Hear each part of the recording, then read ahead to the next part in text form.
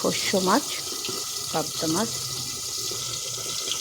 মুগ ডাল সবজি দিয়ে আলুর দম, পালক পনির, বড়া সবজি, পেঁয়াজ টমেটো পেঁয়াজ সব দিয়ে দিয়েছি।